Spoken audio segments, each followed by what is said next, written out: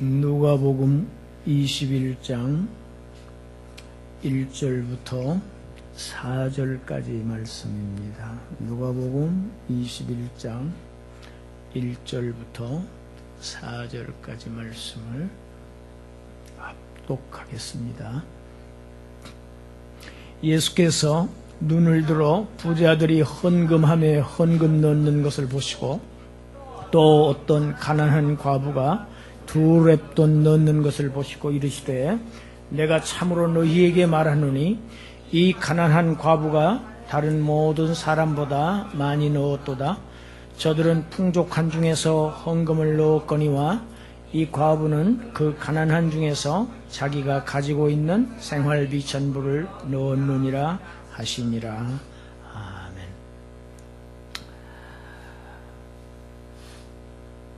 절대로 물러가지 않을 것 같은 이런 폭염이 할 수 없이 물러간 것 같아요.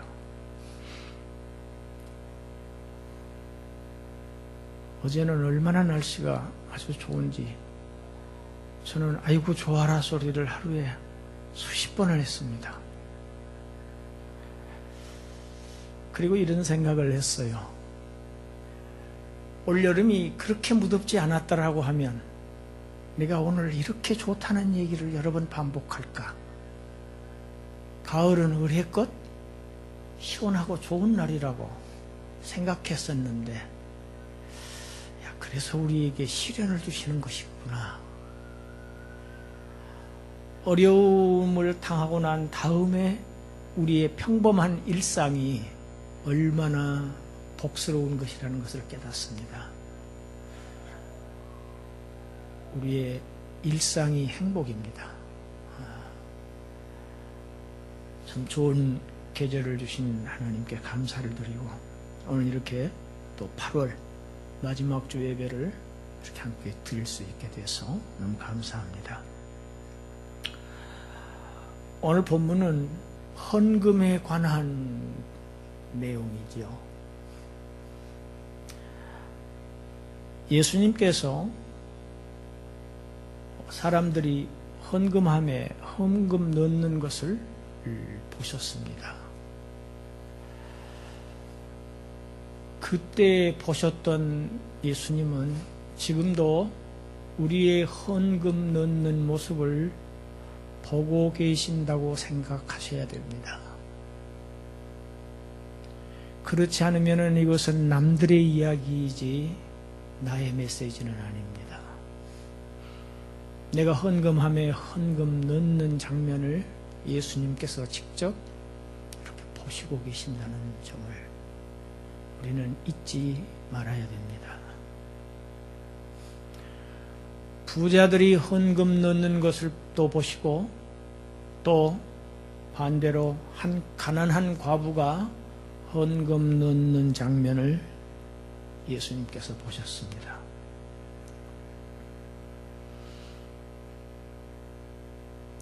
얼마를 부자가 넣었다는 기록이 없으니까 우리가 알 수는 없지만 문맥으로 볼 때 분명히 부자는 이 가난한 과부에 비해서 비교가 되지 않을 만큼 많은 헌금을 한 것이 분명해 보입니다. 반면에 이 가난한 과부는 단지 2렙돈을 넣었을 뿐입니다. 이 렙돈은 헬라의 동전입니다. 그런데 예수님께서 반대로 말씀하고 계십니다. 누가 보아도 부자가 훨씬 더 많이 넣었고 이 가난한 과부는 너무 적게 냈습니다. 그런데 예수님께서 보시는 기준은 사람들의 보는 기준과 같지를 않다는 것이 오늘 본문입니다. 이 가난한 과부가 다른 모든 사람보다 헌금을 더 많이 넣었다고 지금 말씀하고 계시는 겁니다. 그 이유를 주님께서 또 설명을 하십니다. 왜냐하면 다른 사람들은 생활이 풍족한 가운데서 넣었지만 이 가난한 과부는 자기가 가지고 있는 생활비 전부를 넣었기 때문이라고 이유까지 설명하십니다. 주님은 이 가난한 과부의 생활비가 얼마인지 정확하게 아실 수 있는 주님입니다. 우리의 모든 삶을 꿰뚫어 보고 계시는 주님입니다. 생활에 여유가 있는 사람은 소득을 가지고 자기의 생활에 필요한 모든 생활비를 다 쓰고 남는 것을 가지고 성전에 헌금을 넣었을 것입니다. 그러나 이 과부는 그렇지가 않습니다. 생활비가 턱없이 부족합니다. 그렇지만 자기가 가지고 있는 전부를 넣었다고 예수님께서 말씀하고 계십니다. 이 말씀을 우리는 잘 해석한다고 하면서 이 과부가 부자에 비해서 상대적으로 많은 헌금을 했다고 해석하기 쉽습니다. 그러나 본문의 핵심은 거기에 있지 않습니다. 예수님께서 제자들에게 지금 하시는 말씀입니다. 하나님의 성전에서 아니면 회당에서 성전 궤에다가 헌금을 하는 사람은 이방인이 아니고 하나님의 백성들이지요. 하나님의 백성들에게 주시는 교훈입니다. 헌금의 참된 헌금이라는 것이 과연 무엇인가? 그 참된 헌금의 정신이 무엇인가를 가르치시고, 그리고 이 가르침을 통해서 간접적으로 본문 21장 1절 바로 앞에 있는 20장 마지막 절에 그들은 과부의 가신을, 그들은 서기관들입니다. 46절에 서기관들이 나오지요. 윗자리를 좋아하는 서기관들은 과부의 가산을 삼키며 외식으로 그들의 신앙생활을 하니까 하나님의 엄중한 심판을 받을 수밖에 없다는 말씀을 하시고, 그리고 이어서 본문이 나오는 것을 보면 오늘 본문을 통해서 서기관들의 외식을 지금 지적하고 계시는 것입니다. 헌금도 외식으로 할 수가 있습니다. 예수님께서 부자들이 헌금을 많이 넣는 것이 나쁘다고 말씀하신 것이 아니고, 사람들에게 나타내 보이려고 많이 넣으면 하나님 앞에서는 그것은 없는 것이라는 것입니다. 교만한 마음으로 헌금궤에 헌금을 넣는 것을 주님은 다 알고 계시고 보고 계신다는 뜻이기도 합니다. 교만한 마음을 경계하신 것입니다. 서기관들은 남보다 자신이 훨씬 신앙적인 모든 면에서 우월하다고 교만한 마음을 품고 있는 자들의 심판을 앞서 말씀하신 것이 그런 뜻입니다. 과부는 헌금을 형편없이 적게 내었으니까 교만한 마음을 품을래야 품을 수가 없겠죠. 오히려 부끄러운 마음, 정말 하나님 앞에 죄송한 마음으로 혹시 누가 볼까봐 몰래 넣었을지 모릅니다. 성경에서 고아와 과부는 특별한 존재들입니다. 고아와 과부는 그 어느 누구도 도울 가족이 없는 사람들입니다. 이 사람들은 다른 사람들의 도움을 받지 않으면 살 수가 없는 사람들입니다. 그래서 성경은 이 고아와 과부를 돕는 사람을 하나님께서 축복하신다고 많이 기록하고 있습니다. 그것이 하나님께서 그들을 사랑하시는 방법이라고 쓰고 있습니다. 그런데 이 가난한 과부는 도대체 어떻게 하려고 자기의 생활비 전부를 넣은 것일까요?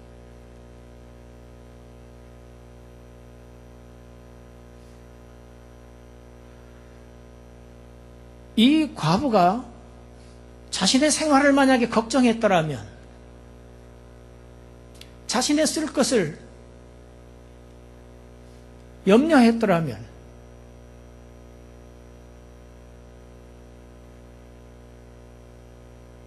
오늘 이렇게 주님 보시는 곳에서 두 렙돈을 넣을 수조차 없었을 것입니다.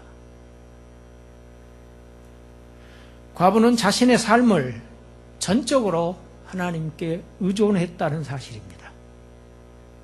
자신의 삶을 자신이 염려하지 않았다는 것입니다. 하나님을 전적으로 신뢰했다는 것이 이 과부의 믿음입니다. 헌금은 믿음입니다.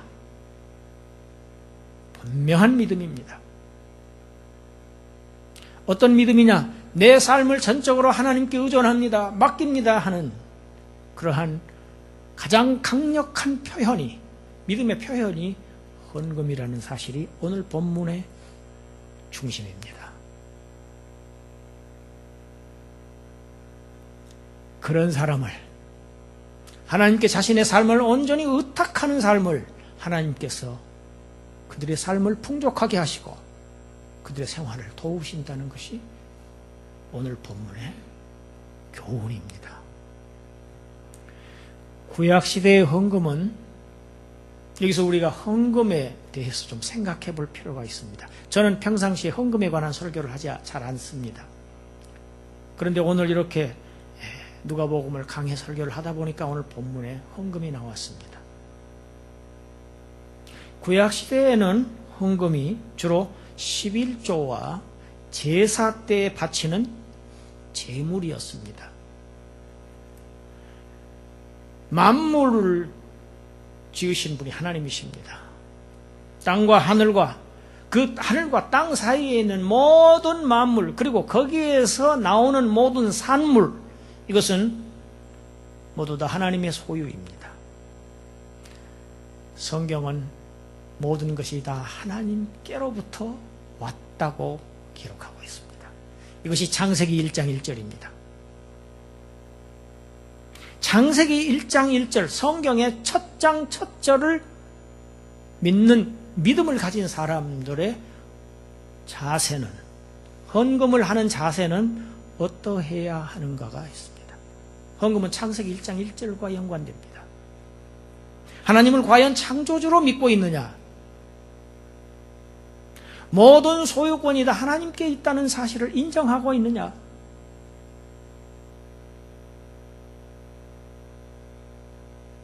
그 사람은 자신의 산물의 10분의 1을 하나님께 드려야만 했습니다. 창세기 14장에서 아브라함은 멜기세덱에게, 멜기세덱은 그리스도의 모습입니다. 멜기세덱에게 소득의 10분의 1을 바쳤습니다. 성경의 처음인 창세기에서 11조가 나오고 구약 성경의 마지막인 말라기에서 11조를 통렬하게 말라기 선지자가 교훈하고 있습니다. 우리 말라기 3장 7절부터 12절까지 말씀을 같이 읽어보겠습니다. 만군의 여호와가 이르노라, 너희 조상들의 날로부터 너희가 나의 규례를 떠나 지키지 아니하였도다. 그런즉 내게로 돌아오라. 그리하면 나도 너희에게로 돌아가리라 하였더니 너희가 이르기를 우리가 어떻게 하여야 돌아가리이까 하는도다. 사람이 어찌 하나님의 것을 도둑질하겠느냐? 그러나 너희는 나의 것을 도둑질하고도 말하기를 우리가 어떻게 주의 것을 도둑질하였나이까 하는도다. 이는 곧 11조와 봉헌물이라. 너희 곧 온 나라가 나의 것을 도둑질하였으므로 너희가 저주를 받았느니라. 이스라엘이 받은 저주의 원인이 하나님의 것을 도둑질했기 때문이라고 말라기 선지자들은 하나님의 백성들을 향해서 질타하고 있습니다. 11조를 흔히 신약 시대에 시작된 것으로 오해하는 경향이 있습니다. 그렇지 않습니다. 구약 성도들은 철저하게 11조를 했는데 11조를 하기는 했는데 온전하게 하지 못했다는 것입니다.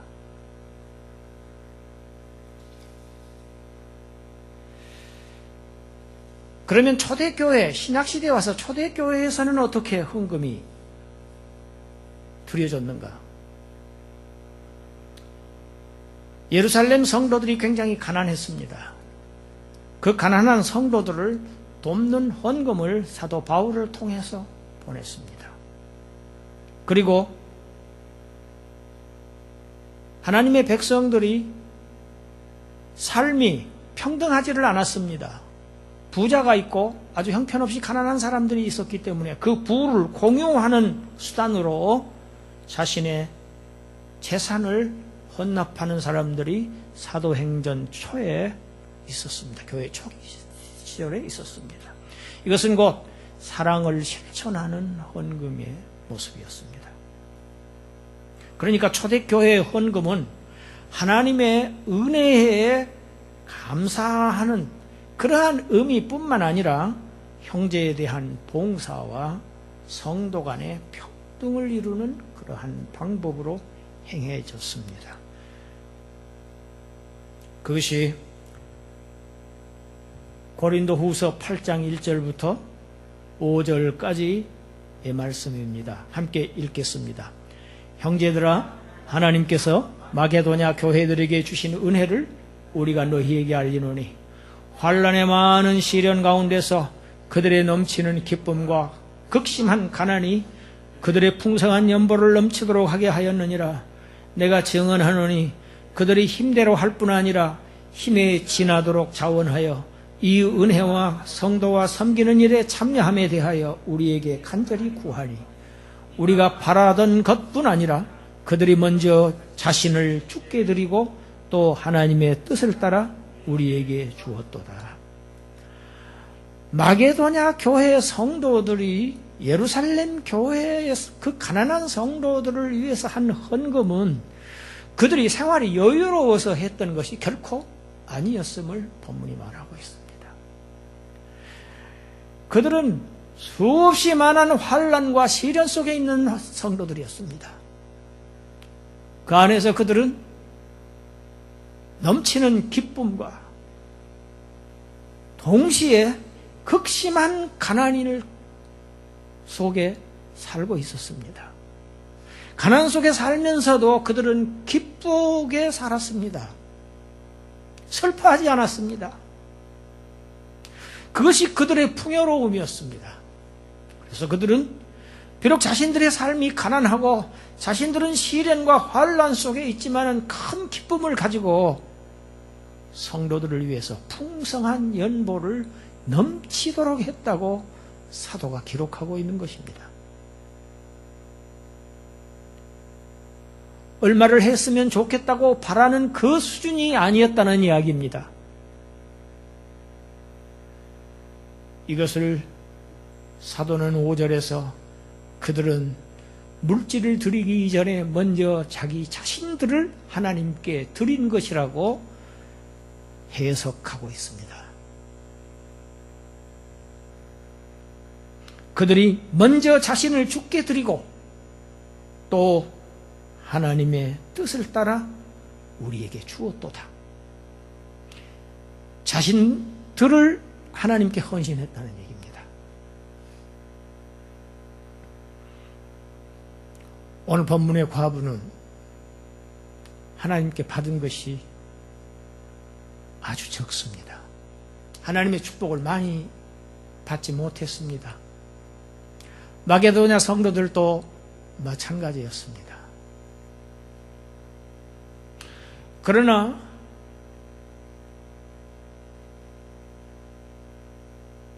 소유가 적은 것이 그를 가난하게 만들지 않았습니다.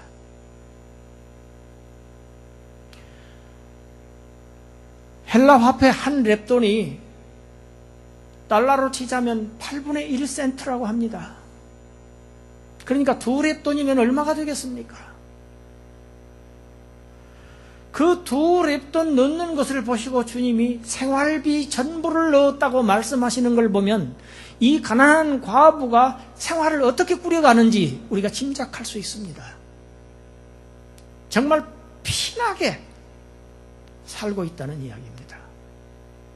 상상할 수 없을 정도로 그런 삶을 살아가고 있는 가난한 과부인 것이 틀림없습니다.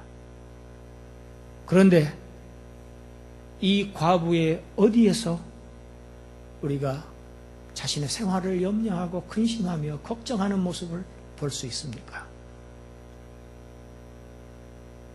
우리는 이 한 가난한 과부에게서 배워야 할 점이 있습니다. 나는 너무 부유하다는 사실입니다. 하나님으로부터 정말 많은 것을 받았다는 사실입니다. 두 번째는 그럼에도 불구하고 이 과부를 볼 때 나는 하나님 앞에서 부끄러운 사람이라는 것을 제가 이 설교를 준비하는 동안에 그런 생각을 하게 되었습니다.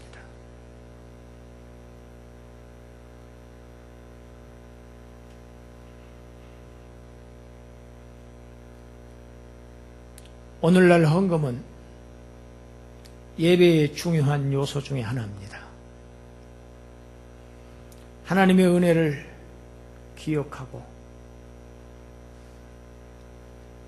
나 자신을, 우리 전체를 송두리째 하나님께 바친다는 의미로 드려지는 물질을 의미합니다. 사람에게 가장 귀한 것은 물질입니다. 물질을 얻기 위해서 새벽부터 밤까지 땀을 흘리고 수고를 합니다. 물질보다 더 귀한 것은 없습니다.